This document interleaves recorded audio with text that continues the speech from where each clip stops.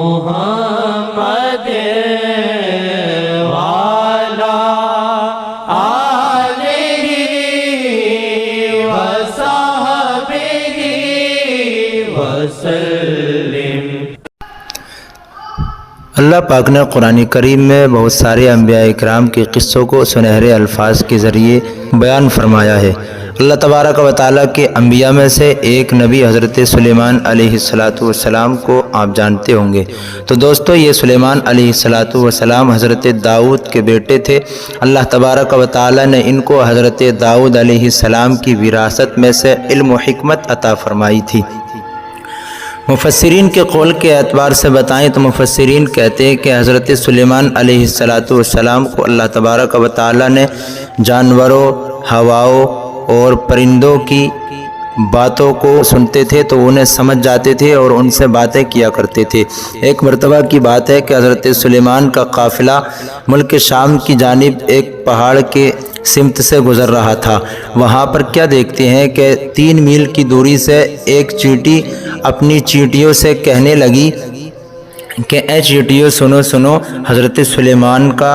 لشکر آ رہا ہے، آپ جلد از جلد اپنے بلوں میں داخل ہو جاؤ۔ جب چونٹی نے اتنا کہا تو حضرت سلیمان نے 3 میل کی دوری سے اس چونٹی کی آواز کو سن لیا تھا، اور سننے کے بعد حضرت سلیمان مسکرائے۔ تو گویا کہ اس کو اللہ تبارک و تعالیٰ نے قرآن میں ارشاد فرمایا ہے، قالت یا ایھا النمل ادخلوا مساکنکم لا یحطمنکم سلیمان وجنودہ وہم لا یشعرون، یعنی چونٹی نے کہا، او چونٹیوں اپنے بلوں میں داخل ہو جاؤ، کہیں بے شعوری میں حضرت سلیمان کا لشکر آپ کو اپنے قدموں کے نیچے نہ کچل ڈالے۔ جب حضرت سلیمان نے اتنا اس کی بات کو سنا تو قرآن نے کہا فتبسم ضاحکا من قولہا، ان کی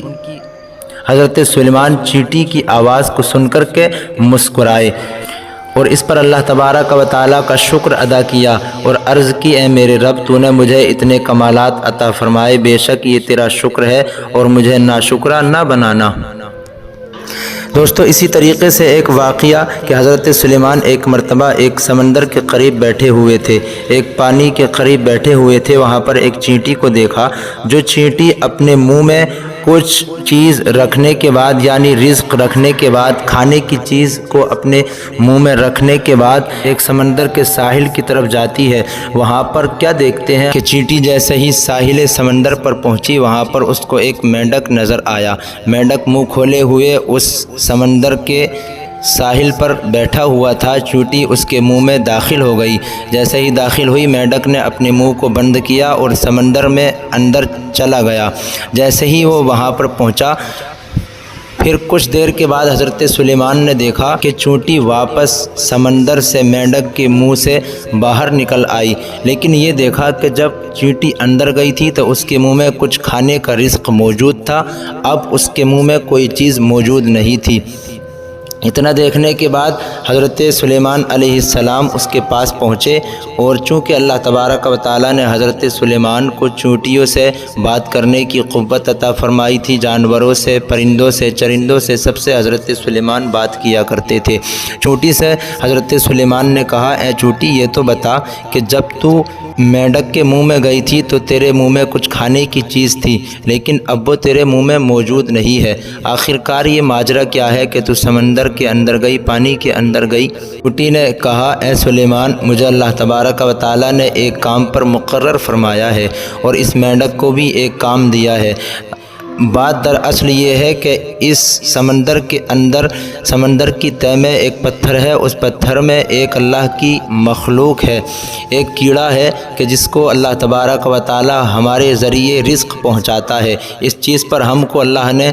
مقرر کیا ہے، تو میں اپنے منہ میں باہر سے رزق لے کر کے اس مینڈک کے منہ میں بیٹھ جاتی ہوں، اور یہ مجھ کو سمندر کے کنارے میں، سمندر کے نیچے، سمندر کی تہہ میں پہنچا دیتا ہے۔ وہاں پر وہ جو کیڑا ہے جو وہاں پر اللہ کی مخلوق ہے اس کو رزق پہنچ جاتا ہے، جب رزق پہنچ جاتا ہے تو میں باہر آ جاتی ہوں۔ حضرت سلیمان نے اتنی چونٹی سے بات کی تو کہا تیری اس کیڑے سے بات ہوتی ہے؟ تو چونٹی نے کہا ہاں بات ہوتی ہے۔ جب وہ اس کھانے کو کھاتا ہے تو اللہ تبارک و تعالیٰ کا شکر ادا کرتا ہے اور کہتا ہے کہ اے رب، جیسے تو مجھے یہاں پر رزق پہنچاتا ہے ویسے ہی ہر مومن بندے کو اس کے مقامات پر رزق عطا فرما، اے قادر مطلق میری دعا قبول فرما۔ تو دوستو یہ حضرت سلیمان علیہ السلام کو اللہ نے طاقت عطا فرمائی تھی، ان کی تمام کائنات میں، ہواؤں میں، فضاؤں میں اور تمام جنات و حیوانات پر حکومت چلتی تھی، یہ اللہ کی عطا کردہ توفیق سے تھا۔